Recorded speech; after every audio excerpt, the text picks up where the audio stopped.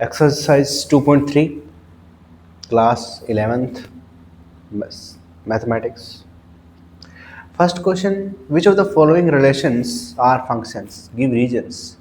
If it is a function, determine its domain and range. First question के 3 parts है, first, second and third, और अपने को ये बताना है कि इसमें से कौन सा रिलेशन फंक्शन है, और फंक्शन है तो उसका डोमेन बताना है तो और उसका रेंज बताना है। फंक्शन की जो बेसिक डेफिनेशन है वो ये बोलती है कि डोमेन के अंदर हर एक एलिमेंट की यूनिक इमेज होनी चाहिए।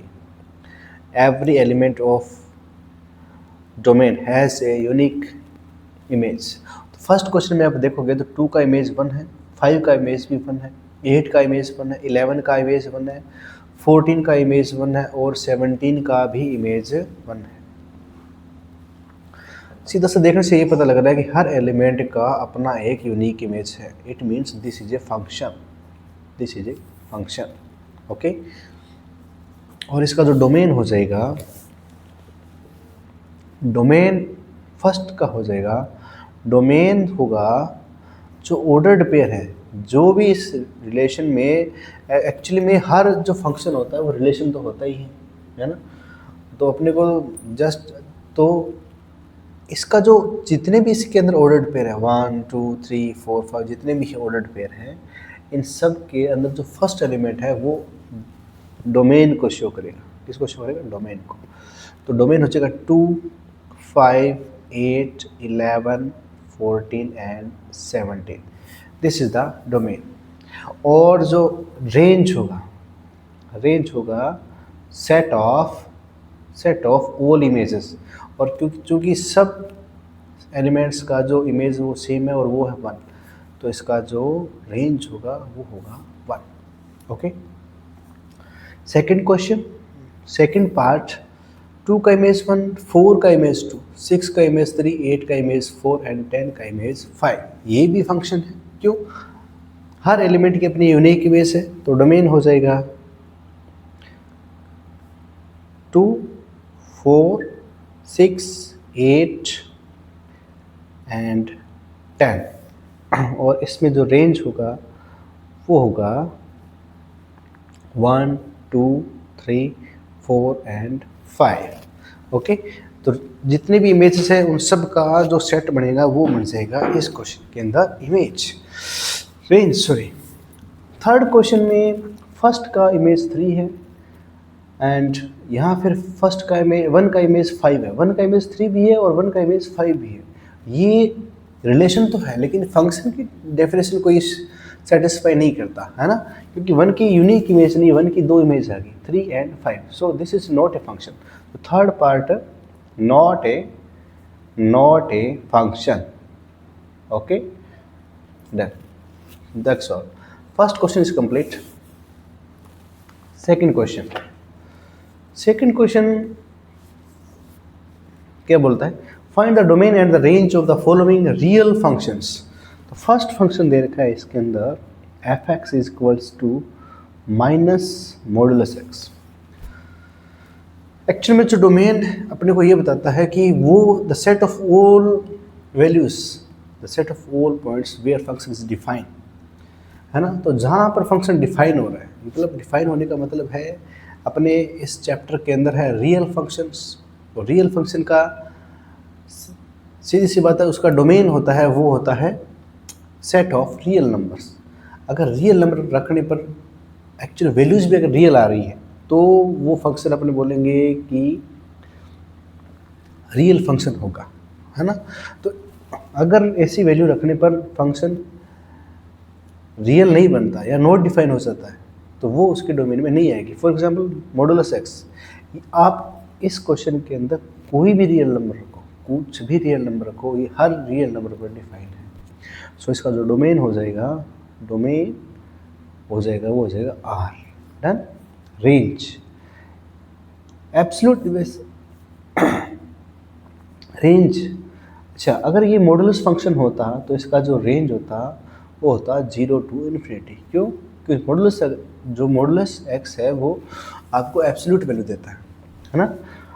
तो 0 टू इन्फिनिटी, मिनिमम वैल्यू 0 रहेगी, मैक्सिमम इज इन्फिनिटी। ना। अब अगर चूंकि दिस इज पॉजिटिव बट आगे साइन लगते ही ये हो गया नेगेटिव, तो सारी की सारी जितनी भी वैल्यूज आएगी वो आएगी नेगेटिव, जीरो को छोड़कर। जीरो पे जीरो रहेगा, अदरवाइज कुछ भी पुट करो ये हमेशा नेगेटिव वैल्यू ही देगा। क्यों देगा? इस माइनस की वजह से, बिकॉज मॉडुलस एक्स वैल्यूज़ को पॉजिटिव करेगा, चाहे वो नेगेटिव हो चाहे वो पॉजिटिव हो, लेकिन ये माइनस की वजह से सारी की वैल्यूज नेगेटिव हो जाएगी। सो रेंज रहेगा इसका minus infinity to zero. This is the range of this function. Done. Second part, F x is equals to 9 minus x square. Okay, तो अपने को वैल्यू चेक करनी है जहाँ पर ये रियल रहेगा, और रियल डोमेन, एक्चुअली पहले अपन डोमेन फाइंड करेंगे। डोमेन फाइंड करने का मतलब वो values, the set of all values where this function is real. Okay, it means real तब रहेगा जब ये सारी वैल्यूज जीरो से बड़ी होगी। अगर अंडर रूट में अगर नेगेटिव आ गया तो दैट इज इमेजिनरी, है ना, कॉम्प्लेक्स नंबर में चले जाएंगे। तो ये जो 9 माइनस एक्स स्क्वायर है वो होना चाहिए या तो जीरो होना चाहिए या फिर जीरो से बड़ा होना चाहिए। डन। ओके, यहाँ पर अगर थोड़ा सा इसको सोल्व करें तो कुछ ऐसा बनेगा 3 माइनस एक्स 3 प्लस एक्स, मतलब ये जो मल्टीप्लाई है वो हमेशा जीरो या जीरो से बड़ा होना चाहिए। अगर आप इसको जीरो के इक्वल रखोगे, 3 minus x is equal to zero, तो आपके पास एक्स की वैल्यू आएगी 3, और इसको अगर जीरो के इक्वल रखोगे तो एक्स की वैल्यू आएगी आपके पास -3। Okay, this is minus infinity, this is plus infinity. Okay, -3 और 3 फॉर ऑल वैल्यूज। अगर यहाँ पर 3 इंटरवल बन रहे हैं, कौन कौन से इंटरवल्स बन रहे हैं? एक तो ये बन रहा है ये वाला, दूसरा ये, और तीसरा ये वाला, है ना। अगर आप फॉर ऑल एक्स बिलोंग, अगर एक्स रहता है 3 से बड़ा, है ना, तो जो 3 minus x always less than 0। अगर x की वैल्यू 3 से बड़ी है, if x is greater than 3 then 3 minus x is always less than 0 and 3 plus x always greater than 0, है ना। दिस इज, और इन दोनों का जो मल्टीप्लाई होगा वो होगा लेस देन 0, मल्टीप्लाई होगा इन दोनों का less than 0।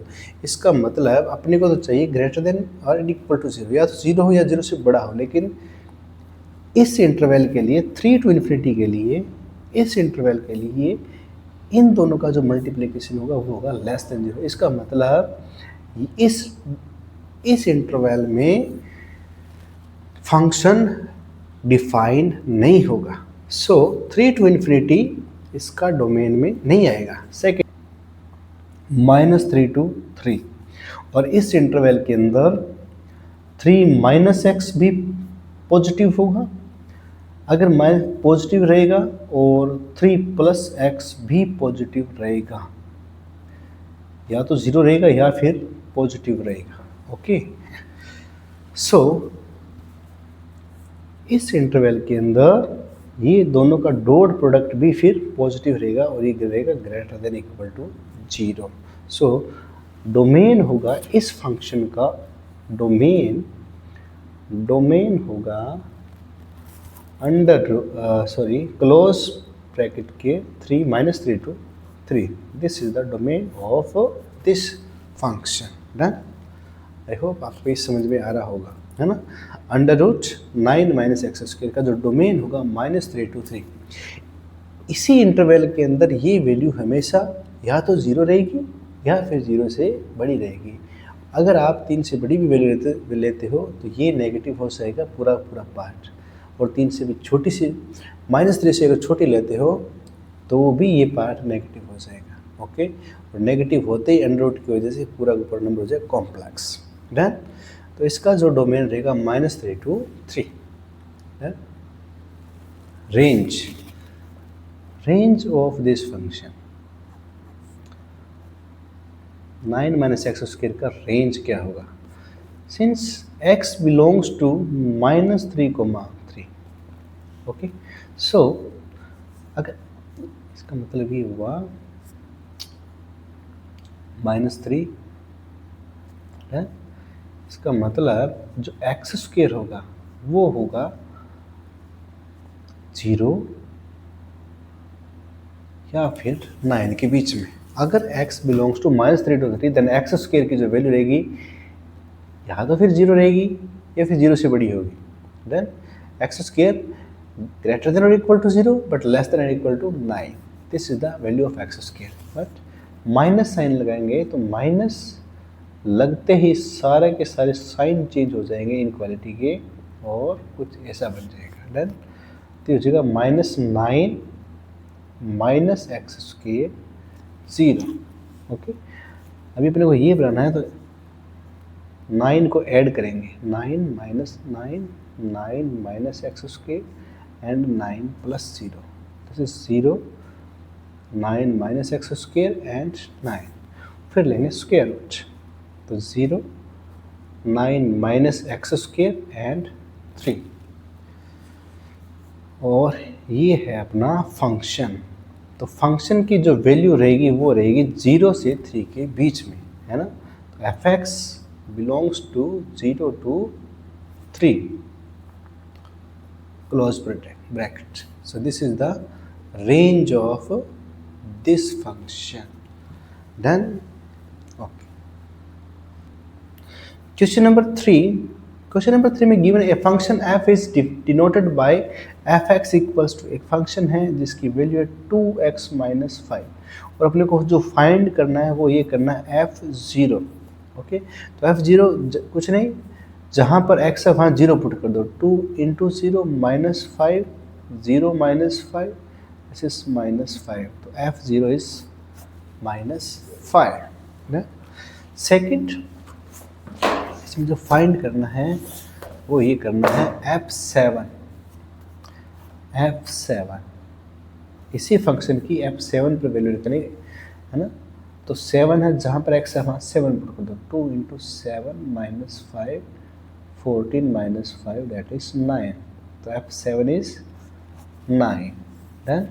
And third case में है f-3, तो जहाँ पर x है वहाँ -3 पुट कर दो, 2 इंटू -3 माइनस 5, तो -6 माइनस 5 दैट इज -11। डन।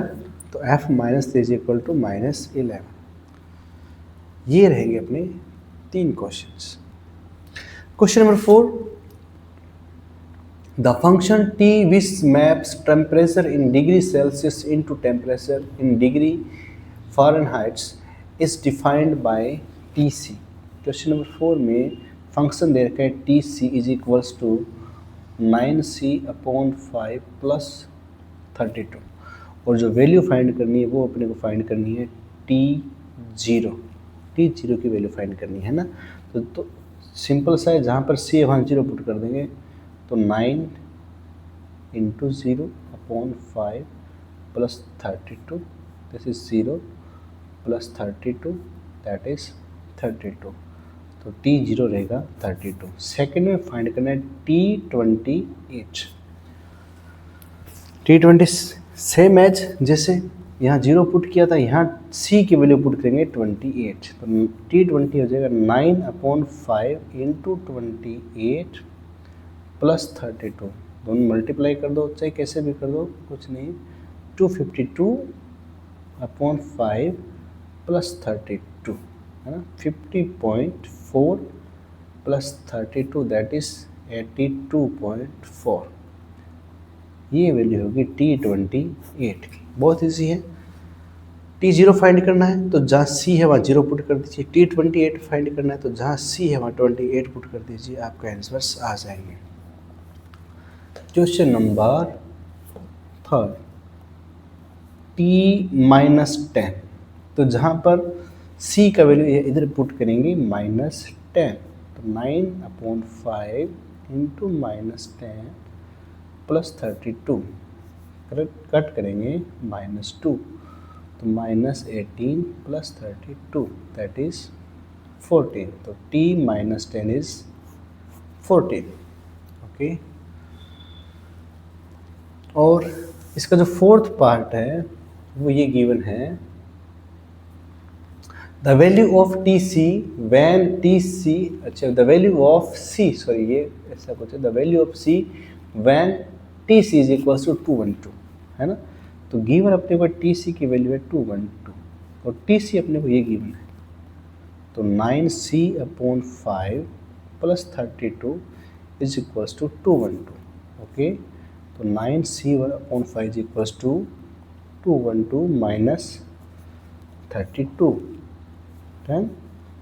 तो 9c/5 is equals to 180, so c equals to 180 into 5/9, तो c इज इक्वल्स टू आ जाएगा 100 डिग्री।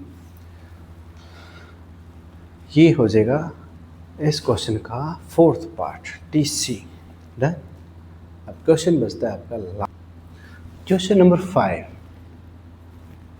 5 नंबर क्वेश्चन में find the range of the each of the following function, मतलब F x is equals to 2 minus 3x, X belongs to R, X greater than 0, इस function की range बतानी है ना। अभी अपने को गिवन ये दे रखा है कि x की वैल्यू रहेगी ग्रेटर देन 0, है। तो रेंज हो जाएगा इसका एक्चुअल में x greater than 0, it means x या तो 0 से बड़ा रहेगा या फिर इन्फिनिटी से छोटा रहेगा, it means x greater than 0, that mean इस रूल को फॉलो करेगा। यहाँ पे एक है, अपने ये सारा का जनरेट कर देंगे, कैसे करेंगे, यहाँ पे x, यहाँ पे x, अब 3 नहीं है तो 3 से मल्टीप्लाई कर दो, तो 0 into 3 x, 3 into infinity, done. कोई problem, 0 sorry 3x and infinity, done. Sign minus, सब में माइनस साइन लगाते ही इन जो साइंस है वो चेंज हो जाएंगे, है ना। तो ग्रेटर देन बन जाएगा लेस देन बन जाएगा ग्रेटर देन, है ना। तो minus infinity minus 3x and 0, minus infinity plus 2 minus 3x and 2, done. तो minus infinity 2 minus 3x 2, minus infinity F X 2, है ना। तो F x belongs to minus infinity to 2, this is the range of F X, mean F X इसके अंदर ही लाई करेगा, है ना। F x की जो मैक्सिमम वैल्यू रहेगी वो रहेगी नियर अबाउट 2, और मिनिमम वैल्यू तो जैसे जैसे एक्स बढ़ेगा वैसे वैसे मिनिमम वैल्यू भी बढ़ती जाएगी। Question number second, F x is equals to X square plus 2, X belongs to R और X is a real number. Okay, X is real number for all x belongs to R. आपको पता है जो x square होगा वो या तो 0 होगा या फिर 0 से बड़ा होगा। एवरी रियल नंबर का स्क्वायर या मिनिमम जो वैल्यू 0 का स्क्वायर 0 हो सकता है, बाकी किसी भी एक्स का जो किसी भी रियल का अगर आप स्क्वायर करोगे तो वो हमेशा 0 से बड़ा ही आएगा, है ना। तो for all x belongs to R, x square होगा वो ये या तो 0 होगा या फिर 0 से बड़ा होगा, लेकिन इन्फिनिटी से छोटा रहेगा।